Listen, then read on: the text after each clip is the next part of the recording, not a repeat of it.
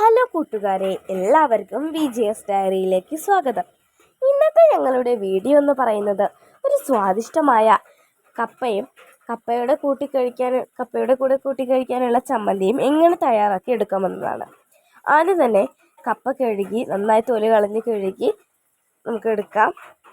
അടുത്തതായി ഇതൊരു ചട്ടിയിലേക്ക് മാറ്റി കപ്പയ്ക്ക് അളവിനനുസരിച്ചുള്ള പച്ചമുളക് കീറിയിടാം. നിങ്ങളുടെ കപ്പ എത്രയാണോ ആ കപ്പയ്ക്ക് അനുസരിച്ച് വേണം പച്ചമുളക് കീറിയിടാം. ഞങ്ങളിവിടെ 4 പച്ചമുളക് കീറിയിട്ടുണ്ട്.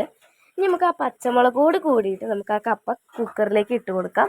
കുക്കറിലേക്ക് വേവിക്കാൻ വേണ്ടിയിട്ട് ഇട്ടതിന് ശേഷം നമുക്ക് അടുപ്പത്ത് വെച്ചാൽ അതിനുശേഷം നമുക്ക് ചമ്മന്തിയിലേക്കുള്ള പരിപാടി നോക്കാം. ചമ്മന്തിയിലേക്ക് നമുക്ക് ഇൻഗ്രീഡിയൻസ് ആയി വരുന്നത് ഉപ്പ്, ചെറിയുള്ളി, പുളിങ്ങ, വെളുത്തുള്ളി, കാന്താരി മുളക്, പച്ചക്കുരുമുളക്, ഇഞ്ചി, പച്ചമുളക് എന്നിവയാണ് നമ്മളുടെ ചമ്മന്തിയിലേക്കുള്ള ഇൻഗ്രീഡിയൻറ്റ്. ഇനി നമുക്ക് ജാറിലേക്ക് തട്ടി കൊടുക്കാം. ജാറിലേക്ക് തട്ടി ഒരടി അടിച്ചെടുക്കുമ്പോൾ നമ്മളുടെ സ്വാദിഷ്ടമായ ചമ്മന്തി റെഡി ആയിട്ടുണ്ട്.